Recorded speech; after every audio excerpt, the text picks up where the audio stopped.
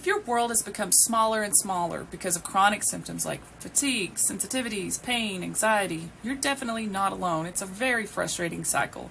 That deep exhaustion that sleep doesn't touch, or the brain fog, or the constant feeling that you're on edge. It can feel like you're stuck in survival mode, and the things that you love are just out of reach. And what if I told you that you actually have more influence on this than you think?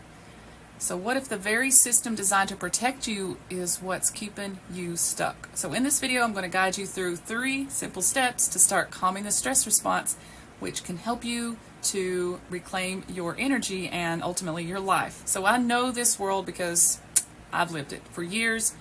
You know, my life would just run by a long list of symptoms nobody could seem to figure out. And what happened was my world just kept getting smaller and smaller till it shrank down to the 4 walls of my home. So things that I used to love, like hiking or just enjoying coffee with my friends, just felt impossible. And the common advice was just to manage the symptoms or to pace myself. But honestly, it felt like I was just managing a slow decline. You know, everything started to shift, though, when I came across the science of the neuroplasticity and the role of the nervous system in chronic conditions. And it gave me a new lens to look through. And I started to understand that my body wasn't necessarily broken, but it was stuck in a high state of alert.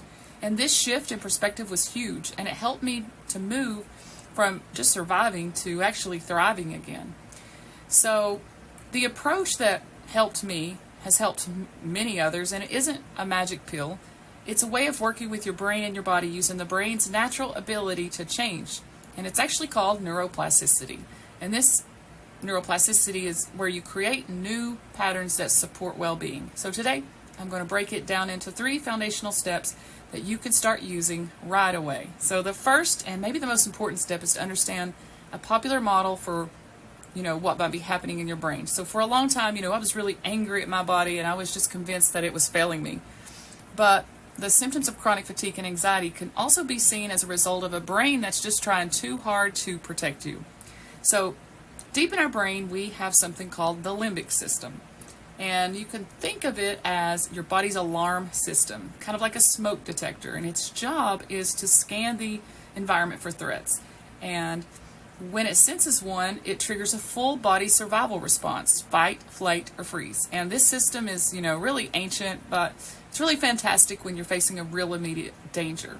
But fortunately for people dealing with conditions like ME/CFS, anxiety, pain, this system may have become dysregulated. And it's like the smoke detector has become overly sensitive. So it's not just going off for a fire, it's blaring every time you make toast. So it could be simple things like a stressful conversation, or a loud situation, a loud room, or even just the thought of overdoing it can be flagged by your limbic system as a major threat. And this can create a negative feedback loop that might sound familiar. Maybe a trigger, and then a physical sensation or a stressful thought sets off the body alarm. You feel your heart racing, fatigue washes all over you, the brain fog sets in. Then you have the scary thought that, oh no, the symptoms are back, or I'm crashing, or I can't handle this anxiety, this pain. And that thought acts as more smoke, telling the detector that the danger is real and growing. So you get a trigger, and the body alarm, and then the scary thoughts, and then even more alarm. So living in this state of constant high alert is really exhausting. Your body is pouring its resources into survival, leaving to very little things for things like healing, digestion, or clear thinking. And the key insight here is to consider your body as not being the enemy. That symptoms can be seen as the language of the nervous system that feels just unsafe. So for the first time, it isn't to fight the symptoms, it's to recognize the pattern. And when you feel the wave of fatigue or anxiety, try telling yourself something like, okay, this is just a protective pattern. This is just my nervous system. It's just my brain. My body is trying to just keep me safe. And simply naming what's happening and understanding the protective intent behind the symptoms is really the first step towards influencing it. So the message isn't that you're broken, it's that your brain is stuck in an old pattern, and you can learn to guide it towards a new one. And once you learn to recognize that your survival brain might be just overreacting, the next step is to actively soothe the alarm. And you can't reason with a blaring smoke detector, so you have to send a new signal of safety. And you have to in a way that, often we can't just think our way out of survival state. We need to send signals of safety from the body to the brain. So really one of the quickest ways to do this is by changing how you breathe. So your breath pattern sends constant updates to your brain about the state of safety that you're in. So if you focus on, inhaling for 4 and then exhaling, for 6, these deep breaths with extended exhale signal calm. And this practice engages the vagus nerve, which is the major part of the parasympathetic state of your nervous system, the rest and digest system. So another powerful tool is to orient yourself in the present moment. A nervous system in overdrive is often just stuck worrying about the future or ruminating on the past. So orienting begins to bring you back to the present moment. So wherever you are, just look around and silently name 3 things that are neutral that you can see. For example, you might say, I see a blue cup, or a green plant, or a wooden desk. And don't judge or analyze them, just name them. And this simple act just pulls you into the present moment, pulls your attention out of the internal storm, and grounds you in the present moment. And these are actual neurological exercises. So you're actively stepping into that feedback loop and showing your brain in a language it understands that it can stand down, it can relax.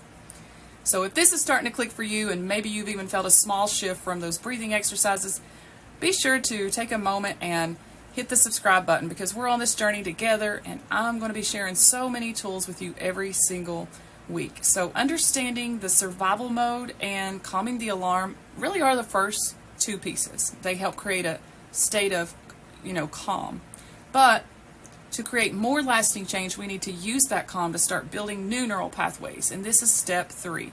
And it is based on the core principle of neuroplasticity. What you fire, you wire. So think of your brain as a dense forest.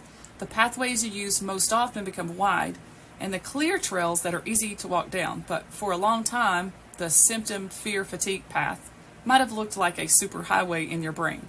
So our job now is to just forge a new path, one of safety, ease, and well-being, and to walk it so often that the brain starts to, prefer it. And you may be wondering, how do we do that? Well, we can use intentional focus with practices like visualization. So your brain really doesn't know the difference between, real experience or what it's vividly imagining. So when you visualize something positive, you're firing in the new neural circuits associated with that experience.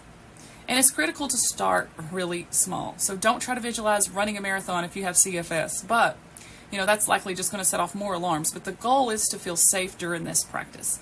So it's important to choose a small, specific scene that really represents a tiny piece of the life that you want back. So maybe it's just sitting on a park bench just for 5 minutes, feeling the sun on your face and a sense of peace.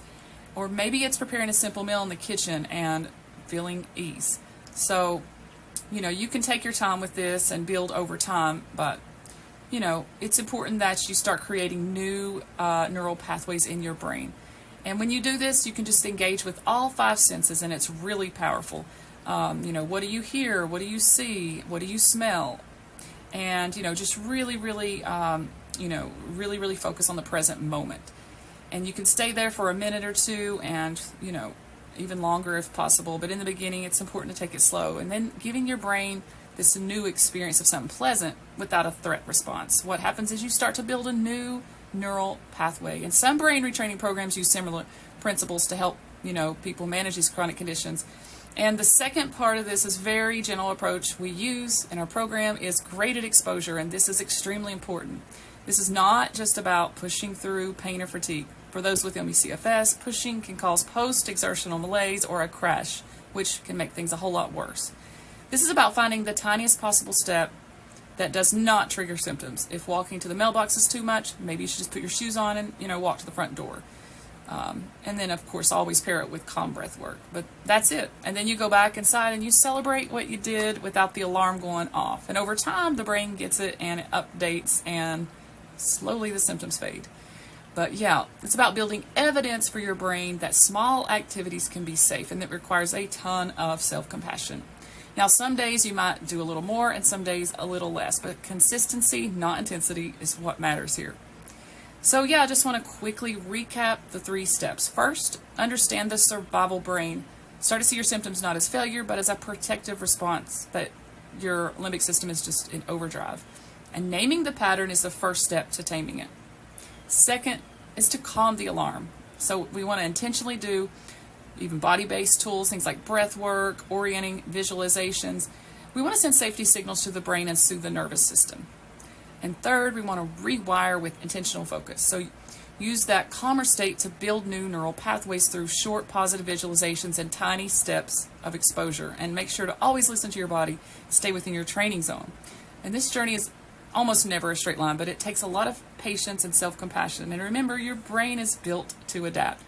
You have the capacity to influence your nervous system and create more moments of safety and ease. So yeah, if you're looking for more guidance and a clear plan, I have a program that gives you a roadmap of what to do each and every single day to heal from CFS, COVID, POTS, mast cell activation syndrome, sensitivities, anxiety, pain, and a whole lot more.